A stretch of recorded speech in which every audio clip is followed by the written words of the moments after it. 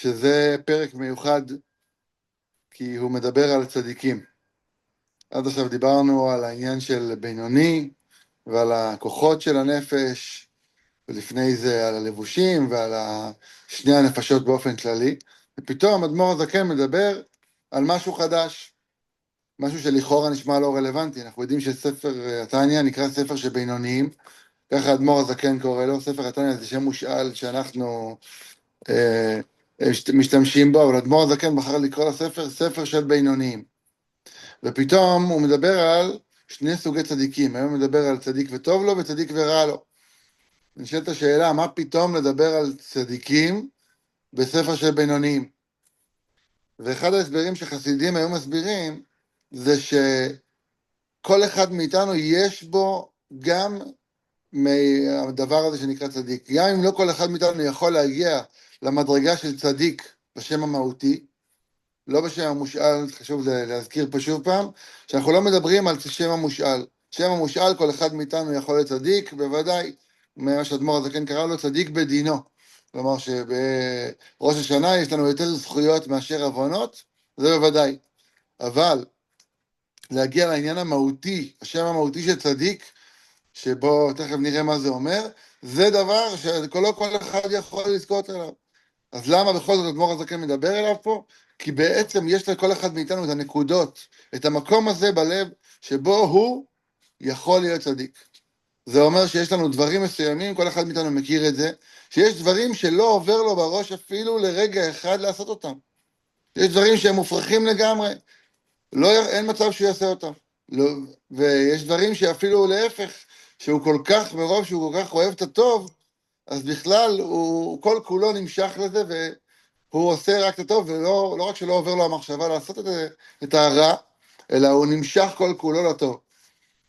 דוגמה שתמיד עולה לי בראש להבדל בין בינוני לצדיק, זה ההבדל שיש לכל אחד מאיתנו, אני חושב, באופן כללי בחברה ובארץ, שרואים רמזור של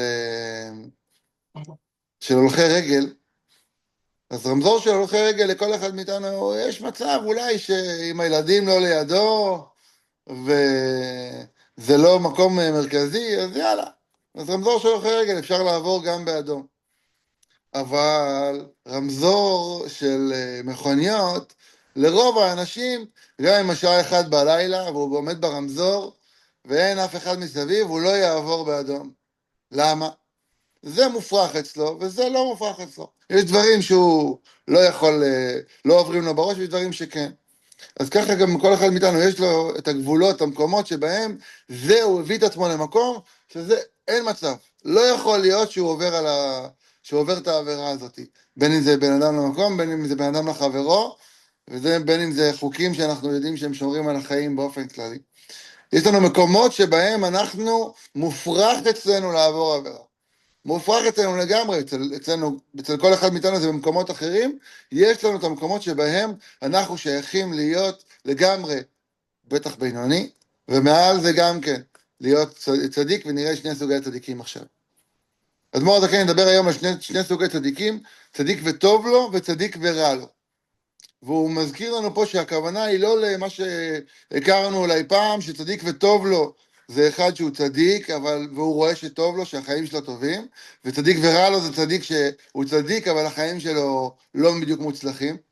לפעמים קוראים לו פדיחות, מה שנקרא, והשם עושה לו כל מיני דברים רעים. לא, הוא לא מדבר על זה, אלא מדבר על העניין של מהות הבן אדם. מה זה מהות של צדיק שהוא צדיק וטוב לו, ומהות של צדיק שהוא צדיק ורע לו.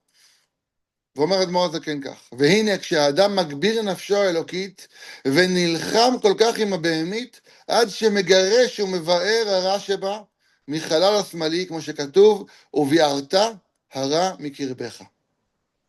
זו דרגה ראשונה.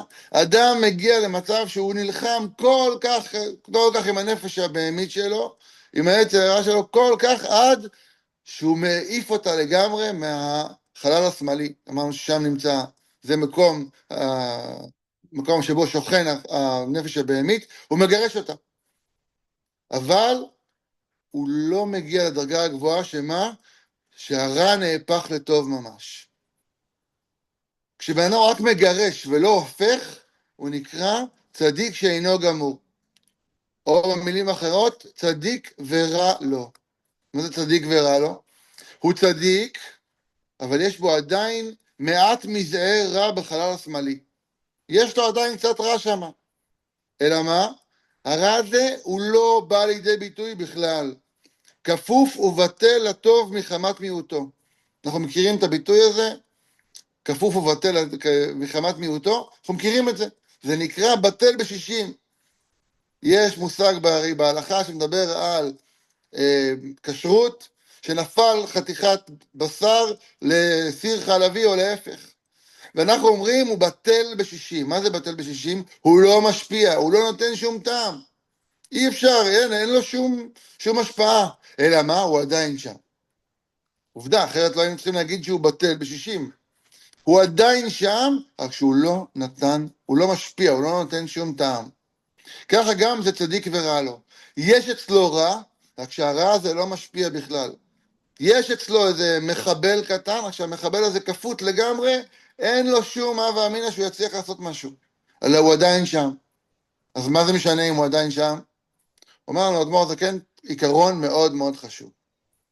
הוא אומר, איך אתה יודע אם אתה צדיק ורע לו, או צדיק וטוב לו? מצד זה שאתה לא עושה שום דבר רע, זה זהה בשניהם. איפה יתבטא ההבדל ביניהם? בכמות המשיכה שלך לטוב. כשבן אדם רק מבטל את הרע שבו, אבל עדיין נשאר בו טיפה רע, זה נקרא התקפיה, הוא רק כופה את הרע שלא יעשה כלום, זה משהו אחד. אז הרע שבו אין משיכה לרע בכלל, אין שום הווה אמינא, אין שום מחשבה לעשות חטאים. אבל מה כן? אין מספיק משיכה לעשות טוב. וזה נקרא ההבדל בין התקפיה להתהפכה. כשאתה כופה זה נקרא התקפיה, אתה מצליח לכפות את עצמך, לחנך את עצמך, שאין מצב לעשות רע. אין מצב, מרוב שאני עובר, חושב, מתבונן כמה קולה זה רע, יש בזה סוכר, ויש בזה קפאין, ויש בזה כל כך הרבה חומרים שלא טובים לי, ואני חושב על זה מספיק, איכס, אני שונא את זה, אין מצב שאני אשתה את זה. זה דרגה ראשונה. אבל הדרגה השנייה זה לא רק התקפיה, זה לא רק לכפות את עצמי לא לעשות מה שאני לא טוב לי, מה שלא נכון לי, מה שאסור, אלא זה התהפכה. לקחת את אותו כוח שפעם היה מושך אותי, שהנפש הבהמית שלי משכה אותי לעשות חטאים, ואת אותו כוח אני הופך ומשתמש בו לטוב. זאת תשובה אמיתית זה מגיע לרמה שנקרא אהבה בתענוגים. לצדיק אמיתי, צדיק וטוב לו, יש אהבה בתענוגים. מה זה אהבה בתענוגים? שאותו דבר שגרם לי להימשך פעם לרע, אני משתמש באותו כוח להימשך לטוב. הפכתי את אותו מקום. וזה נקרא באמת, אנחנו יודעים מה זה בעל תשובה אמיתי, בן אדם שהגיע לאותו מקום, עם אותו עבירה, והפעם לא רק שלא עבר אותה, אלא הוא מסתכל על זה בבוז גמור. כל אחד מאיתנו יודע שיש לנו כוחות מסוימים, שמושכים אותנו לדברים מסוימים.